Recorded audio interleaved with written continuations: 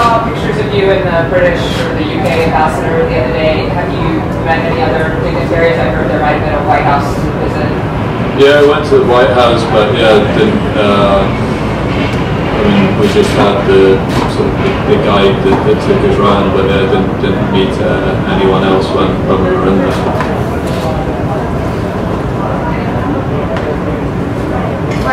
Oh, okay. I'm actually going to ask you a little bit about boxing, because I hear you're a boxing fan.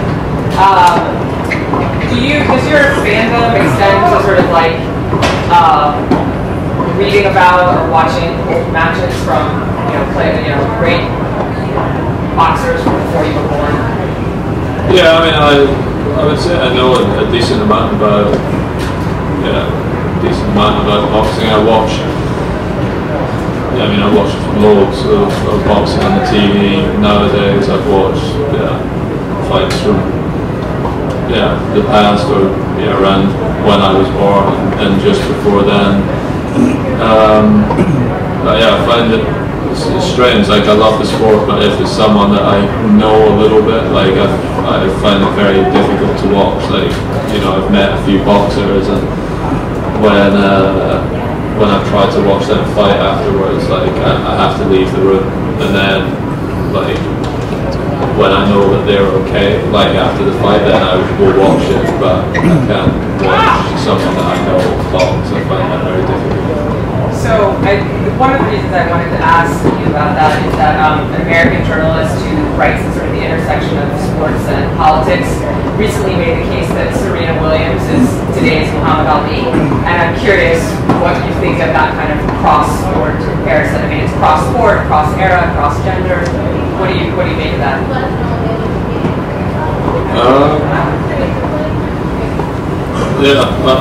I don't know. It's an interesting one. I probably need to look at that a little bit more. I'd say they're quite different. Personalities. I'd say the world's changed quite a lot since Muhammad Ali first kind of burst onto the scene. But in terms of their greatness, I mean, they're both right up there within their sports. I mean, what Serena's doing just now is incredible. But I'd say that I think they're quite different. So I don't know exactly if the comparison was just in terms of how good they were, or comparing their whole careers away from their sport as well. I'd say they're quite different. I'll send you a link. You can check it out in your downtime. Okay. You've had a tremendous year, and James Cup, and your year ready to start hard. You got used to the court, seeing conditions, and general life here. Yeah, I think one of the things that, people forget sometimes is that I haven't actually hit a ball on a hard court since Miami. So what was that? That's in March. So it's like 4 or 5 months. It does take a while, especially coming from the grass. So yeah, actually this morning was the first time when I hit and started to feel more comfortable. I would say on the court, I feel like I'm starting to get used to them again. Obviously the conditions here compared with Wimbledon is completely different, extremely humid, very high bouncing courts, and yeah, it takes quite a bit of time to get used to conditions again, and that's why I arrived here on Tuesday. That would be the earliest I arrived to any event before my first match, pretty much in the whole year. Willow Magician with the tennis club. Speaking of Miami, I understand that you had asked for some ballpark statistics from your practice sessions in Miami, and you've seen how technology of strings and rackets has sort of revolutionized the game. Do you think the technology of data analytics in tennis will be the next revolution in tennis? And do you see yourself as a component of that or in front of that? When I did it in Miami, I was using it to test speed my speed. You know, so they can obviously test what your top speed is, you know, on certain movements on the court. So I think it's a good way of testing whether your training is actually working. You know, so puts my trainers under a little bit more pressure rather than them just telling me, oh, you look really quick today, you move really well, but now they can actually see if that's the case or not. But yeah, I mean, I think, you know, data and statistics and stuff on tennis, you know, some players like it, some don't, some coaches like it, some don't. I think some, you know, when they were playing, they never had any of that, so they maybe they don't like to use it or don't understand how to use that information and give it maybe to the player. But yeah, I think it's just up to personal preference really.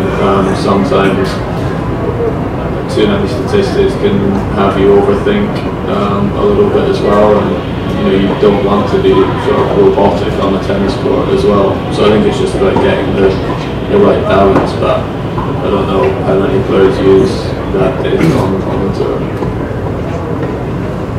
Talk about this tournament, your draw, and what your expectations are heading into play.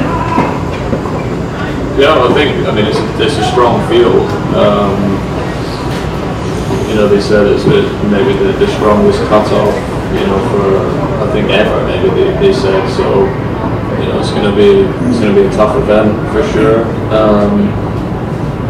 I know I play my first match on Wednesday against Becker or Gavashvili, so you know, I'll try and get a little bit of video of that match, watch that, and try and get myself ready for it. They're both pretty.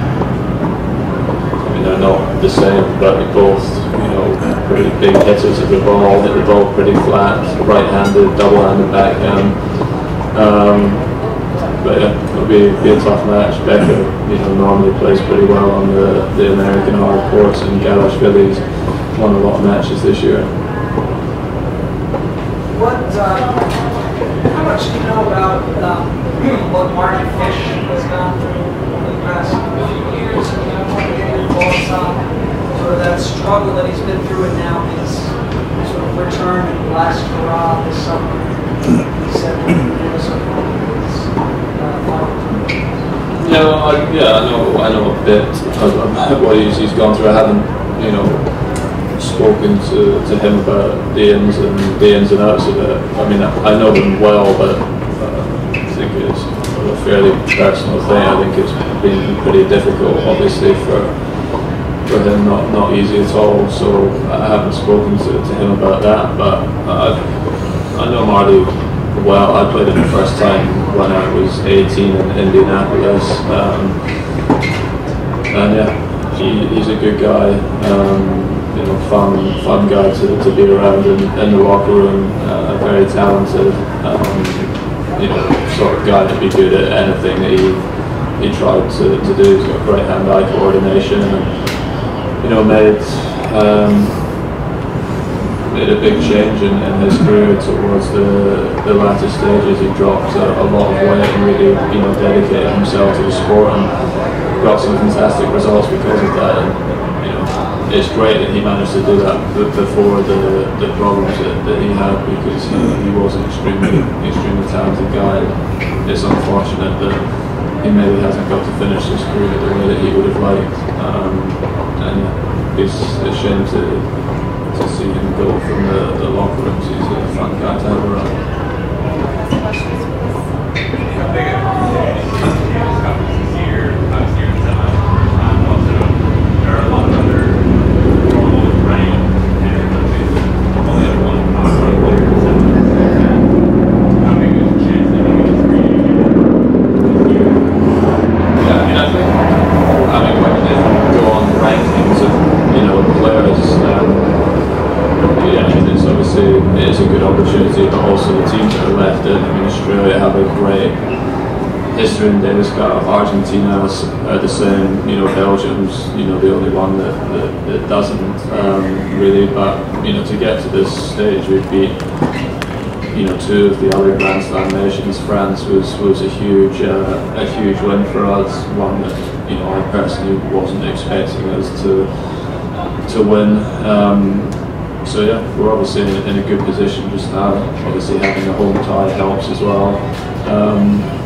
But Australia for us is a very difficult match because of the depth that they have.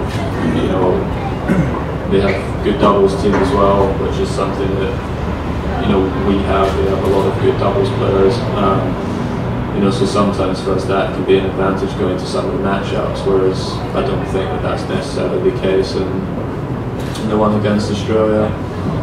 But then, you know, they have 4 or 5 different guys that can obviously play the singles, which helps for them. We don't have as much depth there, so that's going to be a very difficult match. Obviously being at home does help us out, but yeah, it would be amazing if we could reach the finals. I certainly didn't expect that at the beginning of the year. It's not about whether it's in Scotland or not, it's just more about where the best place to play it is. You know, I felt like the atmosphere at Queen's was great. The press complained about the atmosphere on the Friday. You know, I don't know if it was quiet or not, but I'm used to playing at Queen's during the event. It was completely different to that, so it felt very different. You know, if we play it in somewhere that, you know, hasn't held a Davis Cup match for a long time, maybe the atmosphere on the Friday won't be as good as it would be in somewhere that has held a tie. But some of the stadiums are much bigger than the ones we could have in Scotland as well, so it'll be interesting to see what happens. But whatever happens, I think the atmosphere will be really good. Obviously, you know, playing against the Aussies, you know, traditionally they're, like, in terms of sporting rivalries, you know, with the Ashes and stuff, you know, there's always a lot of banter. A lot of Aussies live in the UK as well, so you know, it should be a fun time. Last question, please. Based upon, I guess, the goals that you set for the year, how would you assess where you are, your accomplishments, and where do you want to go? What was the determining factor that brought you back to Well, in terms of goals, I mean, one of the things I spoke about at the beginning of the year was consistency and trying to make sure that I did better and more of the events, you know, than I had done in the past, and I feel like that's obviously been a positive. Obviously, ultimately, the Grand Slams are tournaments, you know, I want to win. I haven't quite managed to do that yet this year, but I feel like I played well in all of the slams, and the French Open was the best I'd ever played on the clay. You know, the Australian Open I was very close there, I felt, and unfortunately at Wimbledon, you know, Roger played a you know, unbelievable match. He served extremely well there and was just too good on that day. But yeah, the year as a whole, I would say has been good. It's been much better than last year, so there's been some progress there. But obviously we want to keep trying to do better.